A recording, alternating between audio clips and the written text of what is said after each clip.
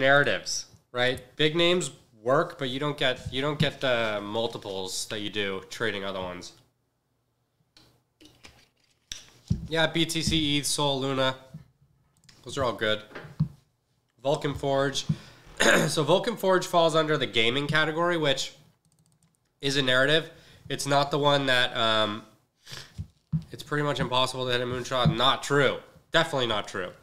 I've done it many times. You have to trade the right narrative. So here are the narratives. Here are each of these projects, and then the narratives that are behind it.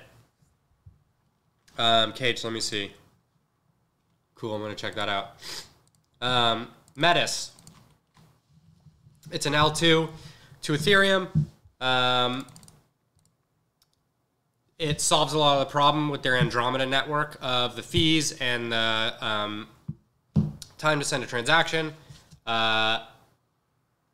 Some other alpha. Some people don't like this fact, but it's basically the implementation of Vitalik's ideas. His mom is, after having been one of the top advisors for Aave, she started this with her family friend, and is sort of implementing her son's ideas. So this is something to look at. That I've invested in things for worse reasons.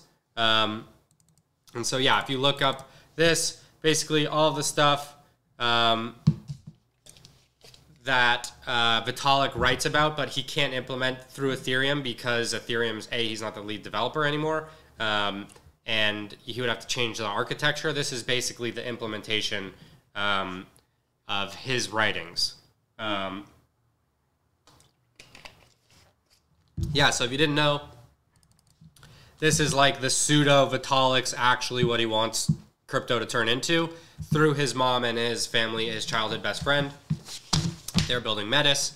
They have a bunch of money. So they've been able to raise a bunch of money because of that fact and spend it on the ecosystem. So whenever I see a lot of money being driven into an ecosystem through developers, I pay attention, which is another reason why, Near is something that I'm interested in. They have $800 million that they're dedicating to their developer ecosystem. It's not available on Coinbase yet or any US exchanges. So hopefully their legal team is working that out. But yeah, whenever I see a lot of money being dedicated to development resources, you have to pay attention, because what you know is that all of the work that the smart people are doing is not valued in yet, because they haven't created their stuff, but they're working on it.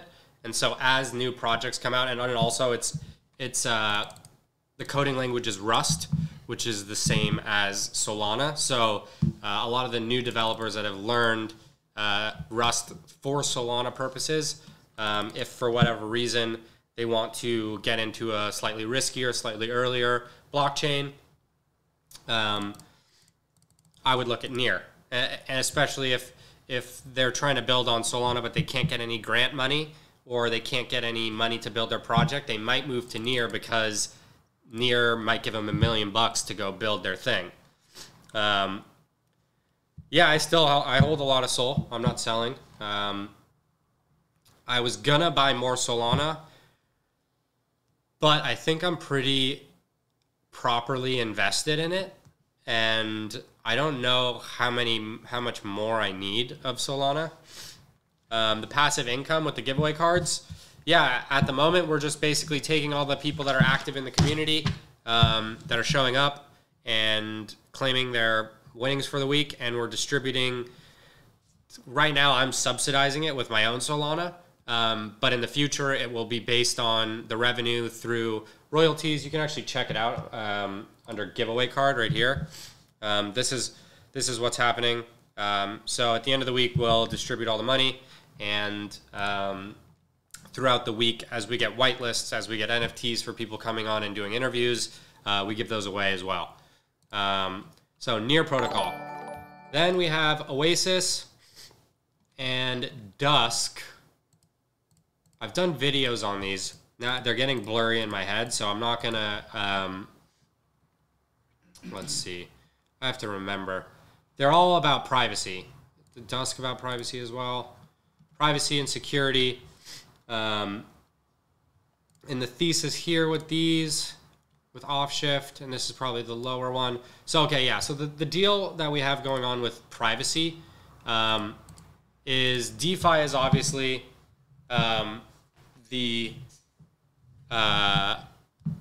DeFi is obviously a big push in crypto, and it's obviously like the second big use case. And then there's all sorts of offshoots on DeFi, DeFi 2.0, DeFi 3.0, all that stuff. And so privacy is important because we've gotten to the point where anonymity is no longer a benefit. So the problem, the true value of traditional finance is that I can go get under collateralized loans. And what that means is if I'm going to go buy a house that's $1 million, I only need to put up $250,000, and the bank, if I'm have good credit and if I have steady income, they will loan me the other $700K, right?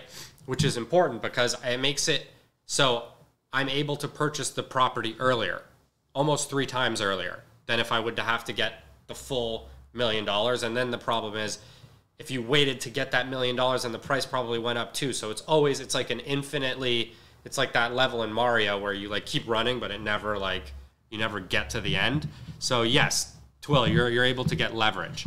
The problem with DeFi currently, in my opinion, is that you're only allowed to, it only works with over-collateralized loans. So you have to put up 75% of the money, and then you can take out 25% of the money, but you already have to have the money, right? So if I was going to go buy a house for $1 million, I would need to have $750,000 and lock that away in order to get back $250K, right? So I have to have more money than what I'm borrowing.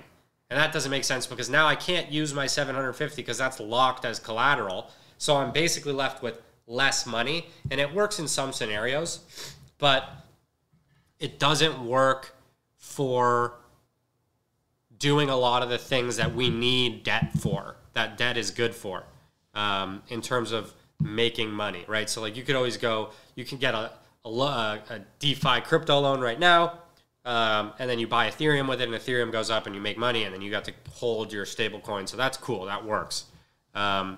So yeah, like Time Wonderland and all that stuff. So the reason I like Oasis, Dusk, and Offshift is because not only is this important, but I believe it's going to be the next narrative. The next thing that everyone talks about is we need to be able to get a little bit closer to traditional finance. And what that means is I need to be able to, I'm putting my lender cap on, so if I'm the one lending money out, I need to be able to collect your social security number.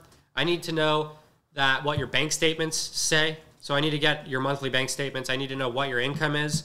If there's a problem with the loan and I need to, you're going to default on the loan, I need to be able to go collect some form of either garnish your wages or you need to declare bankruptcy.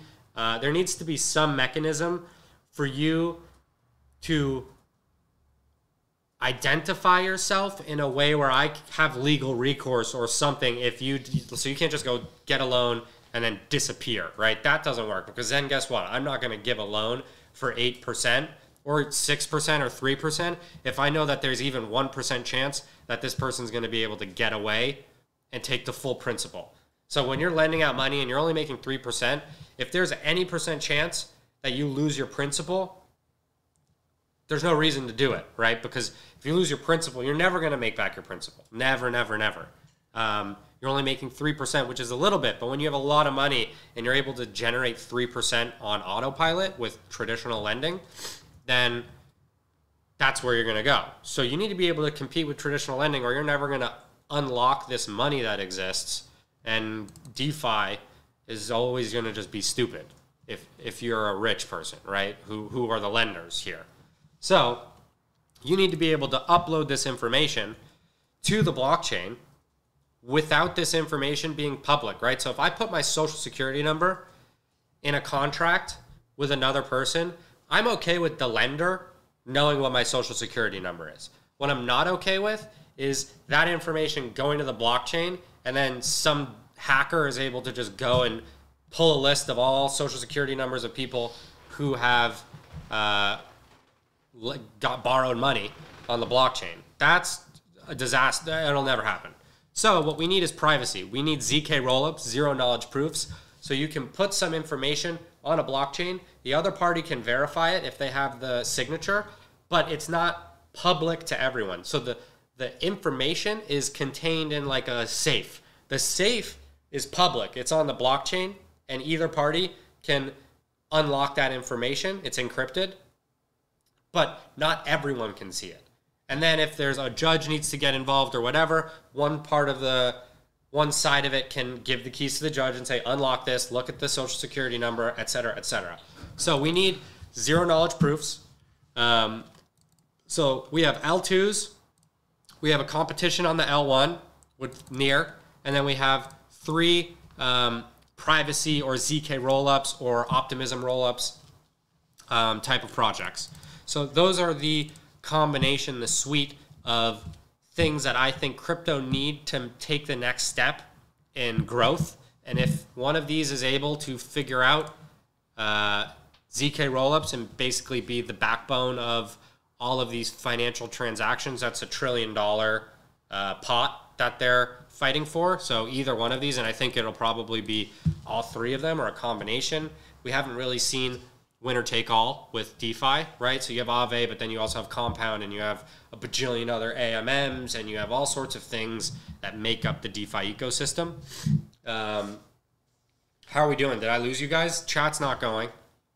Am I on still, or I'm just talking to air? Listening. I love it. I love it. I love it. When it restarted, it didn't show. It didn't show me how many people are in here. What Monero does? I think Monero is privacy with transactions, with respect to transactions, not with respect to smart contracts.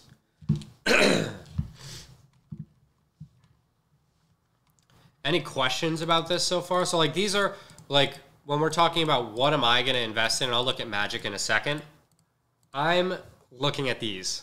And I put a significant amount of money into Metis on purely on the fact that they keep executing on Vitalik's vision, and Vitalik is such a powerful figure in the crypto space that I believe as this information gets disseminated, there could be a run-up solely on that.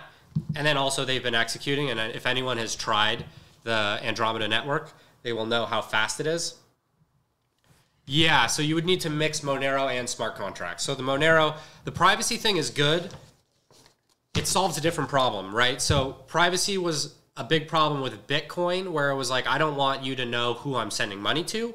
But DeFi was then built on top of it with smart contracts. They invented DeFi.